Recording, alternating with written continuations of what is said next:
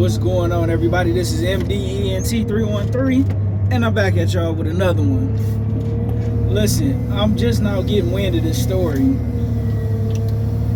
Stephen A. Smith called out Cheryl Swoops because on our podcast, she was crediting the Indiana Fever with coming out after the Olympics on a hot start, and she was giving them their just due and how they're playing much better, and they living up to their, it looked like they living up to their potential because they had number one pick this year, number one pick last year, and just giving them all type of praise. The only problem was from Stephen A. Smith's from his view was she didn't give Cheryl Swoops, that is, didn't give Caitlin Clark any credit, didn't mention her, didn't give her, didn't say her name. She didn't talk bad about her. Now, I didn't see the segment. I'm just reading the article, right? And I'm like, wow, that's pretty interesting, but, it's her podcast.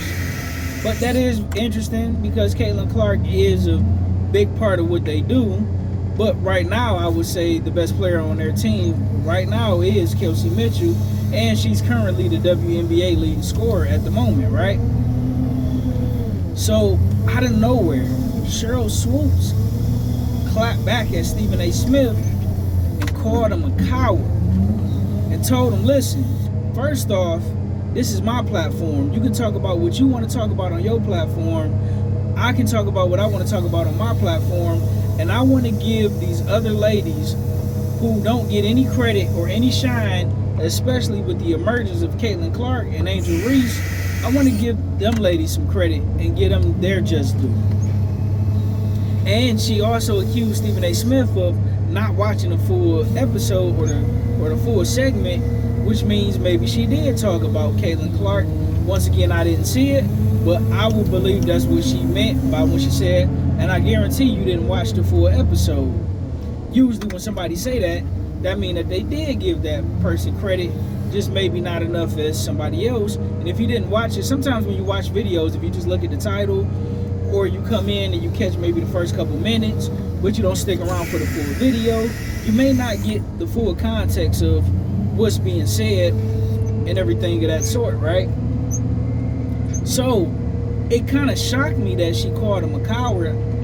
And what I believe she meant by when she called him a coward, she was pretty much, in my opinion, this is not her words. Her words was, she called him a coward and accused him of not watching the full segment and, everything about the, you can talk about what you want to talk about on your platform, but this is my platform. But I'm coming to the conclusion when she called him a coward, because that was the last thing she said, I believe she's calling Stephen A. Smith a company man, right? A lot of people in the media, from the top people in the media that's on TV, as well as, the underground media, which would be YouTube, TikTok, Instagram, Twitter, whatever, has been calling out Stephen A. Smith for years, at least for a decade and some change, for pretty much being a company man and a sellout. Right? Let me give you some examples of what I mean. Anytime a black player, Russell Westbrook, Carmelo Anthony, Allen Iverson, which is why him and Allen Iverson fell out at a point in time, him and LeBron James, they fell out at times. When they're going through tough times or, media is painting them in a bad light, Stephen A. Smith, even if they do something wrong as well, Stephen A. Smith will call them out and will not give them the benefit of the doubt. But when it comes to other groups of people, Stephen A. Smith don't have that same energy. As well as when it comes to giving out praise, Stephen A. Smith, they, the media, myself sometimes as well, I'm not going to exclude myself, sometimes we believe and we notice the overpraising and over glorification for other people, right? And it's not that those people don't get in any trouble. Stephen A. Smith don't call them out in the same way he called his own people out, if you will.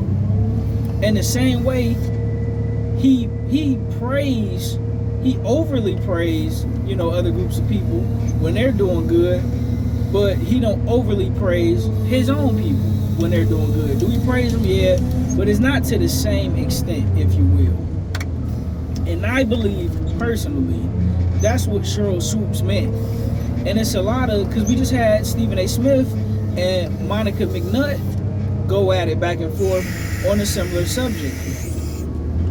And, you know, I understand the ladies' frustration because a lot of us men, myself especially, I haven't been watching the WNBA. You know, I watched a few college basketball, like women's college basketball, back when Maya Moore was doing her thing, when Diana Taurasi was doing her thing, when Candace Parker was doing her thing, when Brittany Griner was supposed to be the next person up.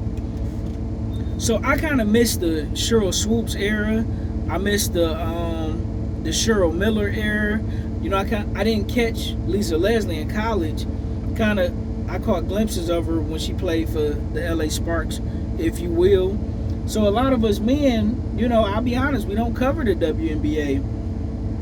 But since the emergence of Angel Reese and Caitlin Clark, which is when I come into the, you know, this year, you know, because I want to see the rivalry and I want to see what's going on. This is when guys like myself, you know, coming over to the WNBA, like, oh, this is actually a pretty good product.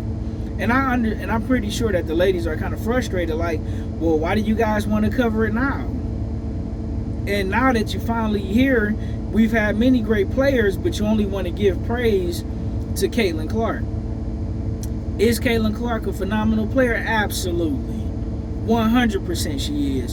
And to pretend she not phenomenal, you would just be flat out lying. Angel Reese is phenomenal, but do you have players better than them? For sure, they rookies, of course. So I understand where some of the frustration, but I think the coward part was unnecessary. I think it was, you know, it was kind of disrespectful because he never said anything. He never called her out her name, and that's what people talk about when you hear terms like ad hominem attacks. When you could just stick to the talking point and debate the talking point without calling somebody out of their name. And I believe a lot of women are getting frustrated with, you know, how can I put this?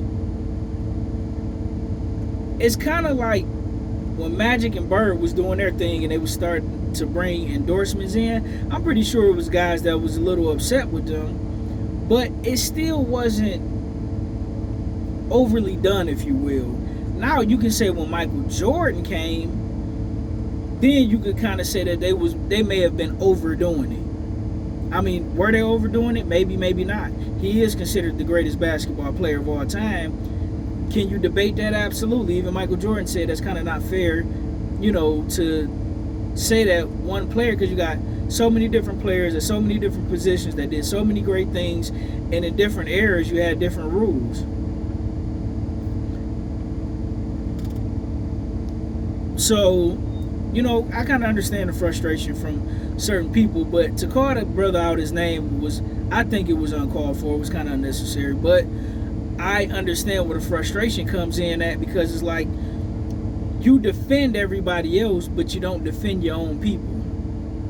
And that's where, you know, even Allen Iverson, when they were at the height of their beef, Stephen A. Smith and Allen Iverson, he said, I understand other media are going to put things out about me. Even when I do things wrong, I know they're going to cover it, but I don't expect you to cover it because you my friend. Now listen, I agree with Allen Iverson to a certain extent, but on another extent, business is business, and he's in the media business. So I personally wouldn't mind seeing a nice, healthy debate with Cheryl Swoops and Stephen A. Smith. I'm here for it. I think that Stephen A. Smith should do what YouTubers do and pull up, and I don't mean like the street pull up. I mean respectfully pull up to Cheryl Swoops' platform and debate her. I think he owes that woman a debate. I think it'd be absolutely awesome. And as a sports fan, I will be here for the debate. I would like to cover it. You guys let me know what you think in the comment section. Like, share, and subscribe.